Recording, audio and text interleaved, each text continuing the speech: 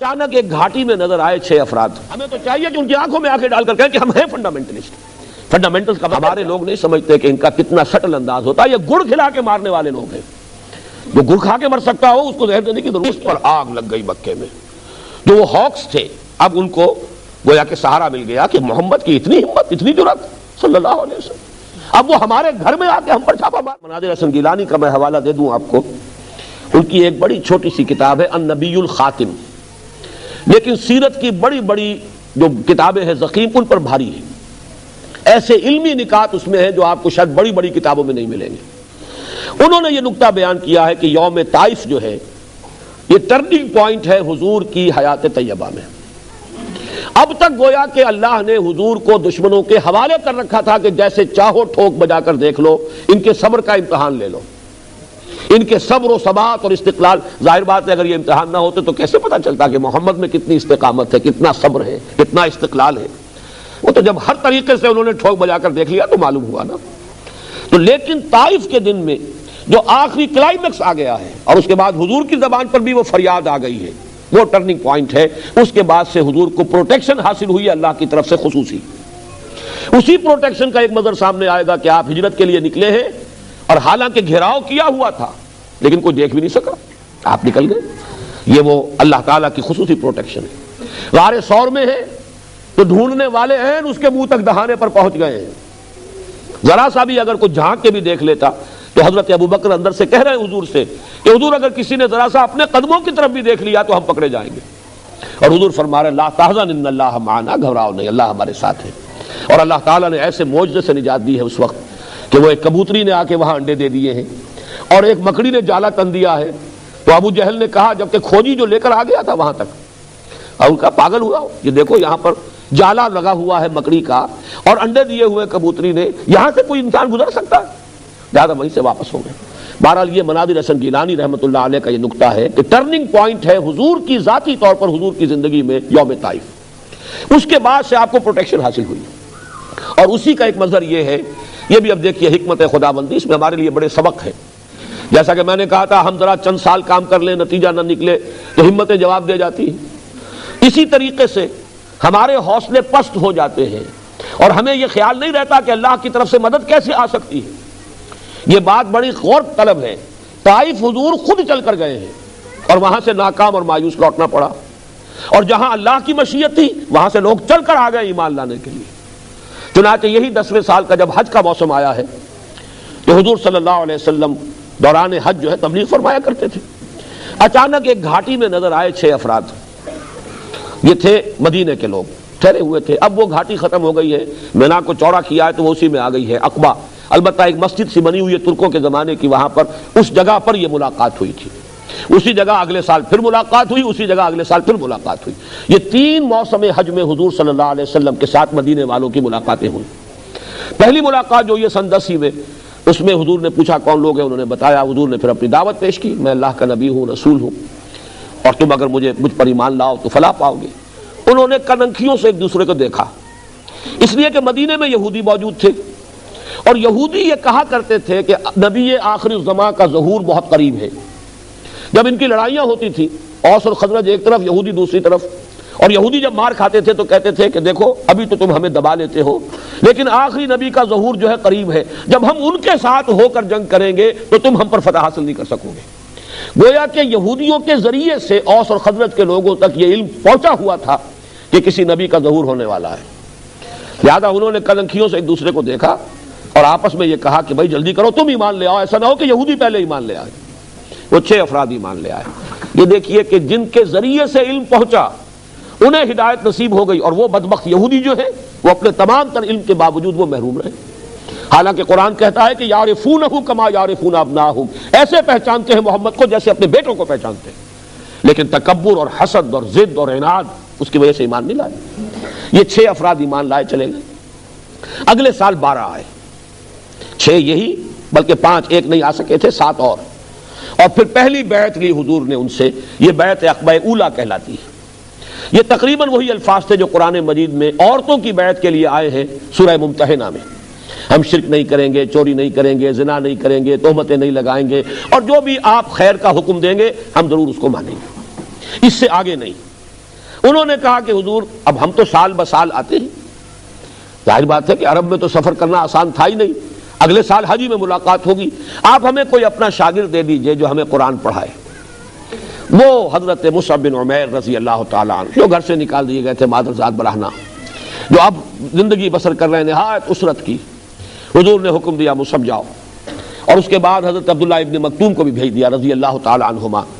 1 سال تک ان دونوں نے جو دعوت و تبلیغ کی، وہاں قرآن پڑھایا لوگوں کو، تو اگلے سال 72 مرد اور 3 عورتیں آ گئے، انہوں نے بیعت کی۔ یہ ہے وہ بیعت عقبہ ثانیہ جس میں حضور نے عہد لے لیا۔ انہوں نے کہا آپ آئیے ہمارے ہاں، اگر یہ لوگ آپ کی جان کے درپے ہیں آپ آئیے، ہمارا گھر حاضر ہے، ہمارا شہر حاضر ہے، اور اگر یہ لوگ وہاں آ کر حملہ کریں گے تو ہم آپ کی ایسی حفاظت کریں گے جیسی اپنے بال بچوں کی کرتے ہیں، اہل و عیال کی کرتے ہیں۔ اس وقت حضور نے بیعت لی، وہ بیعت میں بیان کر چکا ہوں، جو بعد میں حضرات آئے ان کے لیے دہرا رہا ہوں۔ حضرت عبادہ ابن صامت ان دونوں بیعتوں میں موجود تھے، بیعت عقبہ اولیٰ میں بھی، بیعت عقبہ ثانیہ میں بھی، اور ان کی روایت ہے جو مسلم شریف میں بھی ہے اور بخاری شریف میں بھی ہے۔ بایعنا رسول اللہ صلی اللہ علیہ وسلم، ہم نے بیعت کی تھی اللہ کے رسول سے صلی اللہ علیہ وسلم، علی السمع والطاعۃ، آپ کا ہر حکم سنیں گے اور اطاعت کریں گے، فی العسر والیسر، چاہے آسانی ہو چاہے تنگی ہو اور مشکل ہو، فی المنشط والمکرہ، چاہے ہماری طبیعتوں میں انشراح ہو، آمادگی ہو، خواہ ہمیں اپنی طبیعتوں پر جبر کرنا پڑے، وعلی عثرۃ علینا، اور چاہے آپ دوسروں کو ہم پر ترجیح دے دیں، وعلی لا ننازل امرہ لہ، اور جنہیں آپ ہمارے امیر بنا دیں گے ہم ان سے بھی جھگڑیں گے نہیں، وعلی نقول بالحق اینما کنا لا نخاف فی اللہ لومۃ لائم، اور جو بھی حق بات ہوگی ہمارے نزدیک کہیں گے ضرور، مشورہ ضرور دیں گے، اور کسی کے بھی ملامت کرنے والے کی ملامت کی خوف سے زبان بند نہیں کریں گے۔ اب وقت نہیں ہے، میں آپ کو بتاتا، اس ایک حدیث میں پورا کانسٹیٹیوشن موجود ہے کسی اسلامی انقلابی جماعت کا، صرف اس فرق کے ساتھ کہ یہاں حضور کی اطاعت تھی مطلق، اب جس کی بھی اطاعت ہوگی وہ علی السمع والطاعۃ فی المعروف، دین کے دائرے کے اندر اندر، شریعت کے دائرے کے اندر اندر جو حکم بھی دیں گے مانیں گے۔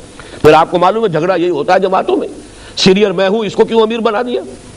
یہاں پہلے ہی حضور نے گویا کہ ان سے یہ طے کرا لیا، آپ کو اختیار کلی حاصل ہے، جس کو چاہیں امیر بنائیں، ہم اس پر جھگڑیں گے نہیں۔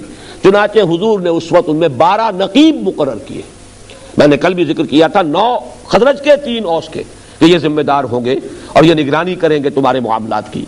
یہ تمہید بن گئی ہجرت کی۔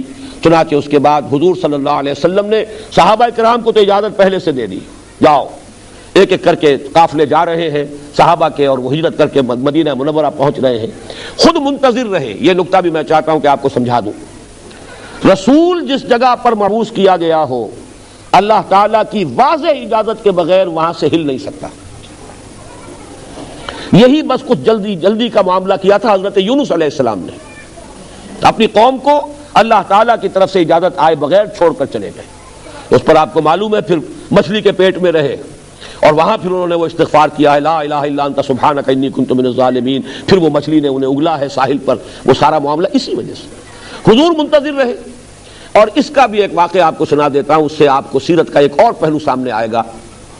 حضرت ابو بکر نے اپنے طور پر بغیر حضور کو بتائے 2 اونٹنیاں اس کے لیے تیار کی، خوب کھلا پلا کے فرما کر لیا کہ جب ہمیں جانا ہوگا تو ظاہر بات ہے تعاقب ہوگا، تکڑی اونٹنیاں ہوں گی، جاندار ہوں گی، تیزی کے ساتھ ہم جا سکیں گے۔ اور حضور سے پوچھتے رہتے تھے حضور اجازت آئی، حضور اجازت آئی؟ آپ فرماتے تھے نہیں ابھی اجازت نہیں آئی۔ حضرت عائشہ فرماتی ہیں، بہت چھوٹی عمر تھی اس وقت، کہ ایک روز ہم نے دیکھا دوپہر کے وقت حضور چلے آ رہے ہیں، اپنے چہرے کو ڈھانپے ہوئے، ہم حیران ہوئے۔ یہ دوپہر کے وقت عرب میں کہیں جانا، کسی کو وزٹ کرنا، یہ اس وقت ہی سے بہت ہی یعنی غیر معمولی اور معیوب بات سمجھی جاتی ہے۔ قیلولہ جو ہے وہ عرب کے مزاج میں ہمیشہ سے ہے، بہرحال بہت ہی غیر معمولی بات تھی۔ حضور تشریف لایا، آپ نے فرمایا اجازت آ گئی ہے۔ حضرت ابو بکر خوش ہوئے، اور جیسے کہ کوئی شخص جو کسی نے کوئی محنت کی ہو، پھر وہ اپنے اس محنت کے اوپر اسے کوئی خوشی ہوتی ہے کہ میں نے اس وقت کے لیے تیاری کی ہوئی ہے، میں بتاؤں گا حضور کو کہ میں نے 2 اونٹنیاں تیار کی ہوئی ہیں۔ حضرت ابو بکر نے فرمایا کہ حضور میں نے 2 اونٹنیاں تیار کی ہوئی ہیں۔ حضور نے توقف فرمایا اور پھر یہ فرمایا اچھا 1 اونٹنی میں استعمال کروں گا لیکن میں اس کی قیمت ادا کروں گا۔ حضرت عمر رو پڑے، انہوں نے عرض کیا کہ یا رسول اللہ، کیا یہ جسم اور جان اور یہ مال آپ کے سوا کسی اور کے لیے ہے؟ آپ میرے ساتھ بھی یہ مغایرت برت رہے ہیں، لیکن یہ غیرت ہے محمد الرسول اللہ صلی اللہ علیہ وسلم کی، یہ نہیں کہ جیسے ہمارے ہاں کے مذہبی جو بھی آج کل کی سیادتیں ہیں، قیادتیں ہیں، وہ تو سمجھتے ہیں کہ کام ہی یہ ہے کہ نذرانے پیش ہوتے رہیں اور ہم نذرانے قبول بھی کر لیں تو بہت بڑا ہمارا احسان ہے۔ یہاں یہ ہے کہ ابو بکر رضی اللہ تعالی عنہ جو خسر بھی ہو چکے، اس لیے کہ نکاح ہو چکا تھا حضرت عائشہ سے، ابھی جو ہے رخصتی نہیں ہوئی تھی، لیکن یہ کہ حضرت ابو بکر کبھی یہ احسان لینا گوارا نہیں کیا۔ بہرحال ہجرت کے بعد اب حضور صلی اللہ علیہ وسلم کی اس انقلابی جد و جہد کا 5واں مرحلہ شروع ہوا۔ اس کو بھی سیرت نگاروں نے اصل میں بالکل چھپانے کی کوشش کی ہے۔ اس کی وجہ کیا ہے کہ مغرب نے ہمارے خلاف بڑے پروپیگنڈے کیے، جیسے آج بھی یہاں گلف نیوز کے اندر ایک مضمون چھپا ہے پین اسلام اور فنڈامنٹلزم۔ یہ کچھ ان لوگوں کا طریقہ یہ ہے کہ کچھ الفاظ کو گالی بنا دیتے ہیں وہ، اور پھر ہمارے اندر وہ ذہنیت پیدا ہو جاتی نہیں نہیں جی ہم فنڈامنٹلسٹ نہیں ہیں۔ جیسے کہ ہمارے بھی وزیر اعظم صاحب جو ہے نواز شریف صاحب، انہوں نے کہا میں فنڈامنٹلسٹ نہیں ہوں۔ میں نے کہا خدا کے بندے، یہ تو بہت بڑی غلط بات ہے جو کہہ رہے ہیں، ہم فنڈامنٹلسٹ ہیں۔ ہمیں تو چاہیے کہ ان کی آنکھوں میں آنکھیں ڈال کر کہیں کہ ہم ہیں فنڈامنٹلسٹ۔ فنڈامنٹل کا مطلب کیا ہے؟ بنیادی چیزیں، ہمارے اصول جو ہے انہیں ترک کرنے کے لیے تیار نہیں ہے، تمہیں پسند نہ ہو نہ ہوا کریں۔ بہرحال اسی طرح کا ایک پروپیگنڈا کیا مغرب نے کہ اسلام تو تلوار سے پھیلا ہے، جہاد اور قتال سے پھیلا ہے، اسلام میں تو اصل جو تبلیغ ہوئی ہے وہ طاقت سے ہوئی ہے۔ اس کے جواب میں ہمارے سیرت نگار، یہاں تک کہ علامہ شبلی نعمانی جیسے لوگ بھی متاثر ہوئے، اس ہر دور کی ایک چھاپ ہوتی ہے، تو انہوں نے یہ کہا کہ صرف حضور نے جنگ جو کی ہے دفاعی جنگ کی ہے۔ یہ بات بالکل غلط ہے، حضور نے خود اقدام کیا ہے آگے بڑھے، اس لیے کہ فرض منصب ہی آپ کا تھا دین کو قائم کرنا، غالب کرنا، اس کی جد و جہد تو آپ کے ذمہ تھی، جیسا کہ میں کل تفصیل سے بیان کر چکا ہوں۔ جو حضرات نہیں تھے وہ کل کا ویڈیو یا آڈیو لے کر اس کو دیکھ لیں، سن لیں کہ حضور کا تو مقصد بعثت جو ہے خاص وہ ہے ہی ہے کہ دین کو غالب کرنا ہے۔ لہذا حضور صلی اللہ علیہ وسلم معاذ اللہ مکے سے بھاگ کر جان بچا کر کسی پناہ گاہ کی تلاش میں نہیں گئے تھے، بلکہ آپ کو تو مدینے کی شکل میں اللہ نے آلٹرنیٹ بیس دیا تھا اپنی سٹرگل کو لانچ کرنے کے لیے، اپنی انقلابی جد و جہد کو اثر نو شروع کرنے کے لیے۔ اگر مکے میں امکان نہیں رہا تو مدینے کو آپ نے بیس بنایا۔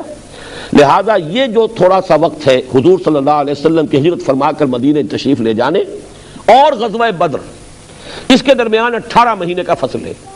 میں چاہتا ہوں کہ ان 18 مہینوں کے بارے میں چند باتیں آپ نوٹ کر لیں۔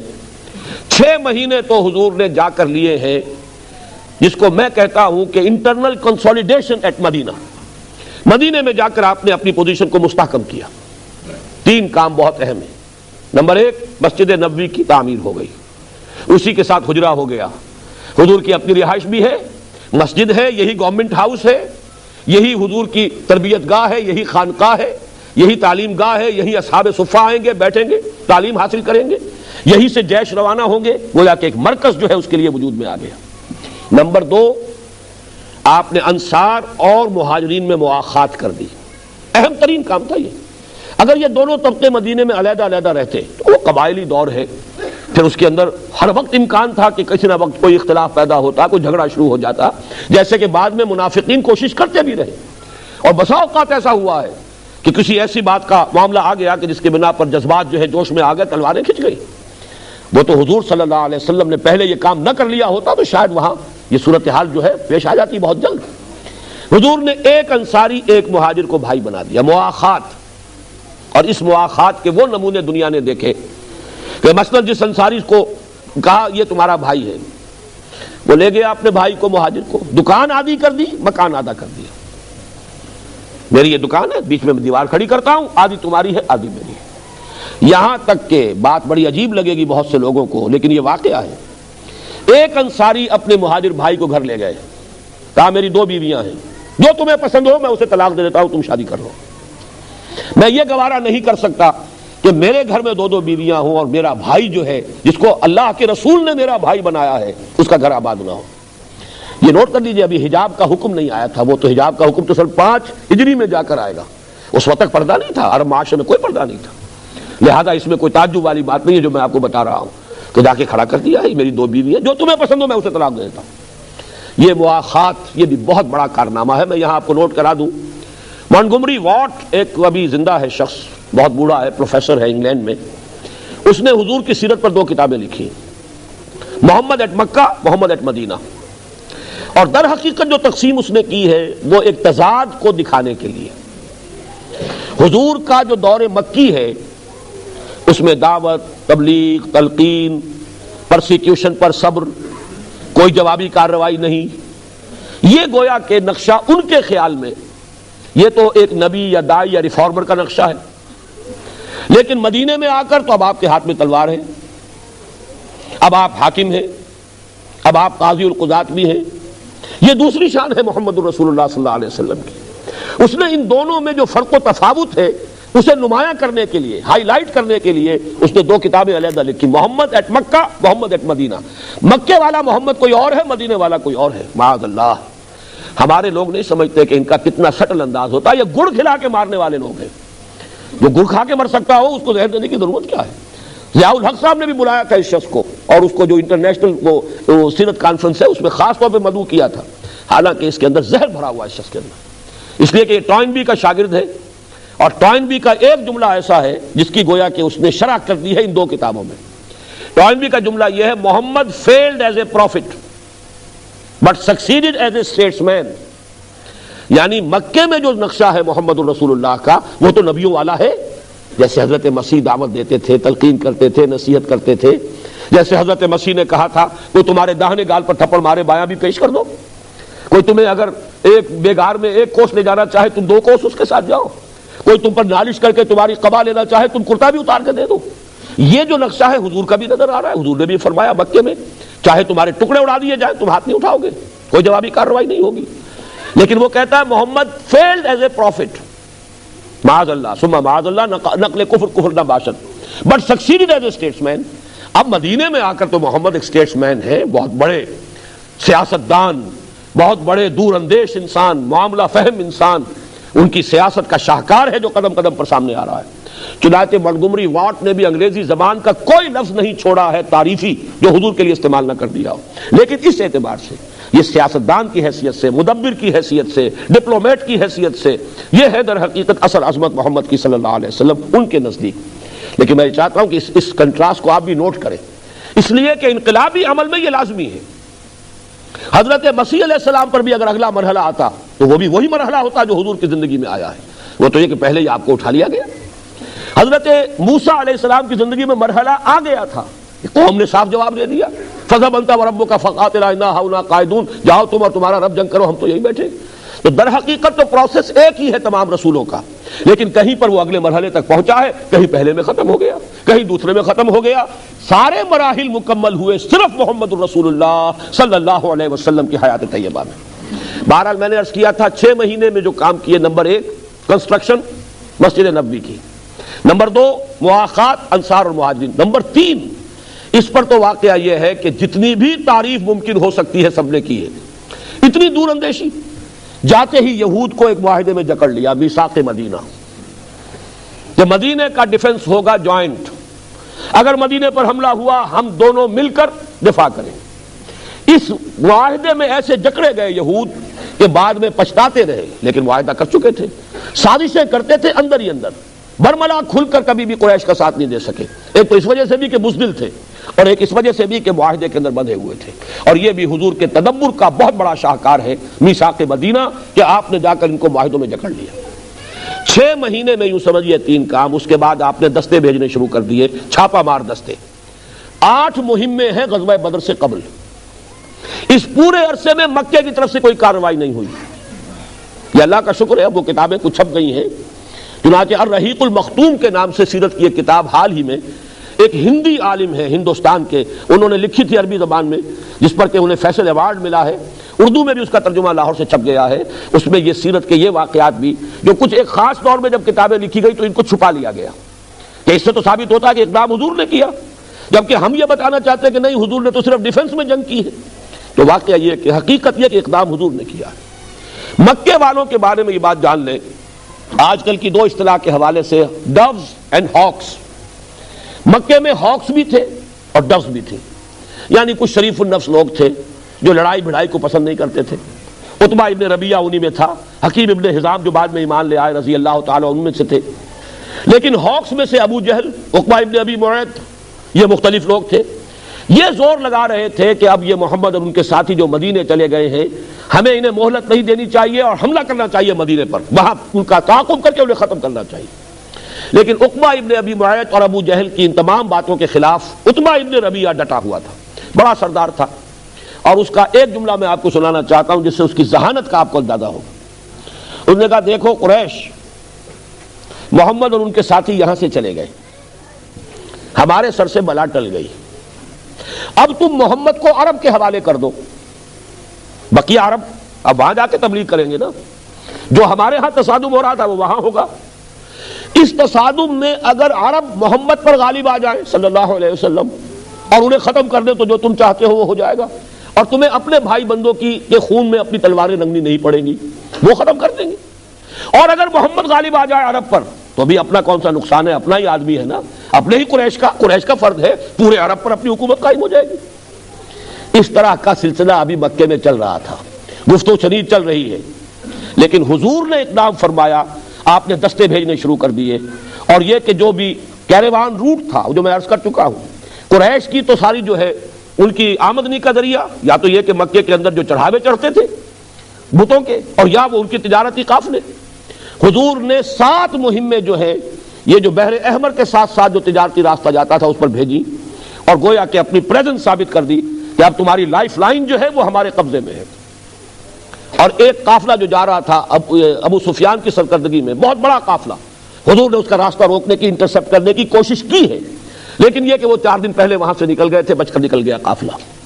پھر سب سے بڑی بات یہ ہے کہ حضور نے ایک مہم بھیجی، 7 مہمیں تو وہ تھی جن میں سے 3 سرایا ہیں اور 4 میں حضور بھی خود بھی ساتھ گئے، اور یہ سب غزوہ بدر سے پہلے ہو رہا ہے۔ ایک مہم آپ نے بھیجی حضرت عبداللہ ابن جحش رضی اللہ تعالیٰ عنہ کی سرکردگی میں، اس کا واقعہ جو ہے خاص طور پر سن لیجئے۔ اتنی سیکریسی رکھی حضور نے کہ حضرت عبداللہ ابن جحش کو بھی یہ نہیں بتایا کہ کہاں جانا ہے اور کیا کام تمہیں کرنا ہے۔ ایک تحریر مہر بند ان کے حوالے کی گئی، مکے کی طرف جاؤ، جب 2 دن کی مسافت پر پہنچ جاؤ مدینے سے تب یہ کھولنا خط، اور جو اس میں لکھا ہے اس پر عمل کرنا۔ ان کے ساتھ 8 اور تھے صحابی، یہ چھوٹا سا دستہ۔ 2 جب دن کی مسافت پر پہنچ گئے تو جا کے خط کھولا، اس میں لکھا تھا واقعہ نخلا میں جاؤ، وادی نخلا میں مقیم ہو جاؤ، اور قریش کی نقل و حرکت کی ہمیں خبر دو۔ یہ نخلا ہے مکے اور طائف کے درمیان۔ اب ذرا یہ تصور رکھیے، مدینہ شمال میں، مکہ اس سے بہت جنوب میں، پھر اس کے بعد طائف جو ہے وہ جنوب مشرق میں مزید۔ یہ راستہ تھا ان قافلوں کا جو یمن کی طرف جاتے تھے، جو شام کی طرف قافلے جاتے تھے وہ بحر احمر کے ساتھ ساتھ جاتے تھے، اس پر تو آپ نے 7 مہمیں بھیجی، اور وہاں بھی یہ عبداللہ ابن جحش کی سرکردگی میں ایک مہم بھیج دی۔ جب انہوں نے پڑھا تو ایک دفعہ تو چکر آ گیا، یوں سمجھیے 300 میل سے زائد کا فاصلہ جو طے کرنا ہے، پھر یہ کہ اتنی دور جہاں مدد کوئی نہیں آ سکتی، پھر یہ کہ مکہ قریب طائف قریب، گویا کہ شیر کے جبڑوں کے درمیان جانا ہے۔ تو حضرت عبداللہ ابن جحش نے فرمایا اپنے ساتھیوں سے کہ بھائی میں تو اب جو کچھ حضور نے لکھا ہے میں نے تو کرنا ہے، آپ لوگ سوچ لیں، یہ بہت خطرے والا معاملہ ہے، اگر ساتھ چلنا چاہتے ہیں چلے، نہیں چلنا چاہتے میں آزاد کرتا ہوں۔ انہوں سب نے کہا نہیں، ہم بھی آپ کے ساتھ ہیں۔ وہاں گئے، اتفاق سے قافلہ آ رہا تھا قریش کا، اس سے مڑ بھیڑ ہو گئی، اس پر انہوں نے حملہ کیا، ایک مشرک مارا گیا، عمرو بن عبداللہ الحضرمی، مکے کا مشرک۔ 2 بھاگ گئے، 2 کو یہ قید کر کے لے آئے، حضور کے پاس آئے تو حضور نے فرمایا کہ عبداللہ میں نے تمہیں جنگ کی اجازت تو نہیں دی تھی، لیکن وہ تو ہو گئی۔ جیسے کہ آپ کو معلوم ہے بسا اوقات ایسی سچویشن ہو جاتی ہے کہ آپ نہ بھی چاہیں تو جنگ کرنی پڑتی ہے، آئیدر کل اور بی کلڈ، یا تو دوسرے کو قتل کر دو ورنہ قتل ہونا پڑے گا۔ تو کوئی ایسی سچویشن ہو گئی کہ اگرچہ حکم نہیں تھا کہ تم جنگ کرو، لیکن یہ کہ جنگ ہوئی، اور پہلا قتل جو ہوا ہے ہجرت کے بعد، نوٹ یہ کرا رہا ہوں، وہ مسلمانوں کے ہاتھوں ایک مکی مشرک کا ہوا ہے۔ اس پر آگ لگ گئی مکے میں، جو وہ ہاکس تھے اب ان کو گویا کہ سہارا مل گیا کہ محمد کی اتنی ہمت، اتنی جرأت صلی اللہ علیہ وسلم، اب وہ ہمارے گھر میں آ کے ہم پر چھاپا مار رہے ہیں۔ مکہ نہیں، مکے کی بھی جنوب میں نخلا کی وادی میں انہوں نے حملہ کیا ہمارے قافلے پر، اور ہمارا ایک آدمی مار دیا اور 2 کو قیدی بنا کے لے گئے۔ لہذا ابو جہل نے گویا کہ پوری تیاریاں شروع کر دی، اور وہ جو تھے جن کو میں ڈوز کہہ رہا ہوں، جو جنگ نہیں چاہتے تھے، اب ظاہر بات ہے انہیں خاموش ہونا پڑا۔ اس جلتی پر تیل کا کام کیا۔ ابو سفیان اب قافلہ واپس لے کر آ رہے تھے، میں ادب سے نام اس لیے لے رہا ہوں اگرچہ اس وقت مشرک تھے، کافر تھے، بعد میں ایمان لے آئے ہیں، صحابی ہیں، وہ اب قافلہ لے کر واپس آ رہے تھے۔ انہیں اندیشہ ہوا کہ اب پھر محمد یا ان کے ساتھی صلی اللہ علیہ وسلم و رضی اللہ تعالیٰ عنہ مجمعین ہو سکتا ہے قافلے پر حملہ کرے، تو جسے آپ کہتے ہیں SOS کال، وہ انہوں نے بھیجی وہاں سے کہ اسکورٹ کا بندوبست کرو، مجھے خطرہ ہے محمد کے آدمیوں سے کہ جب بدر کے پاس سے میں گزروں گا تو مجھ پر حملہ ہو سکتا ہے۔ یہ ادھر سے یہ ہرکارہ بھی آ گیا۔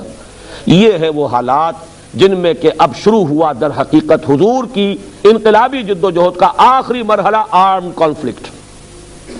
یہ 5واں مرحلہ جو 1.5 سال پر محیط ہے، اس میں حضور نے خود آگے بڑھ کر مکے والوں کے خلاف انیشیٹو لیا ہے۔ اس کو اچھی طریقے سے سمجھ لینا چاہیے۔ کیوں لیا ہے؟ ظاہر بات ہے کہ حضور صلی اللہ علیہ وسلم کو جان بچا کر مکے مدینے نہیں گئے تھے، بلکہ اصل تو ہے دین کو غالب کرنے کا فرض منصب جو ادا کرنا ہے۔ گھر سے جا کے مکے میں آرام سے ٹھنڈی چھاؤں میں تو بیٹھنا نہیں تھا۔ تو آج کی اصطلاح میں آپ کو میں سمجھا دوں کہ آپ نے جو 2 کام کیے وہ کیا تھے۔ جب آپ نے 8 مہمیں بھیجی، ایک تو یہ کہ اکنامک بلاکیڈ ہو گیا مکے کا، کہ ان کی تو ساری جو ہے آمدنی کا ذریعہ تجارت ہے، وہ قافلے کا راستہ بھی مخدوش ہو گیا جو شام جاتا ہے، اور یہاں تک کہ محمد نے تو آ کر یمن کے راستے پر چھاپا مار دیا۔ اس کو کہتے ہیں بلاکیڈ۔ آپ کو معلوم ہے 1967 کی جو جنگ ہوئی تھی، عرب اسرائیل جنگ، وہ ایلات جو بندرگاہ ہے اس کی بلاکیڈ کی تھی صدر ناصر نے، جس کے جواب میں اسرائیل نے حملہ کیا۔ یہ بلاکیڈ تو اتنی بڑی شے ہے۔ دوسرے یہ کہ حضور جہاں بھی جاتے تھے، جو قبائل وہاں آباد تھے ان سے صلح کر لیتے تھے، معاہدے کر لیتے تھے۔ یہ سارا کا سارا زون آف انفلوئنس تھا قریش کا۔ اب یہ ہے کہ جو لوگ حضور کے حلیف ہوتے جا رہے ہیں تو وہ zone of influence of Quraish is decreasing, اور حضور کا جو ہے وہ بڑھ رہا ہے۔ اس کو آپ کہیں گے political isolation of Mecca and economic blockade of Mecca. یہ دونوں کام حضور نے کیے ہیں ان 18 مہینوں کے دوران، اور اس کے نتیجے میں اب وہ کانفلکٹ شروع ہوا۔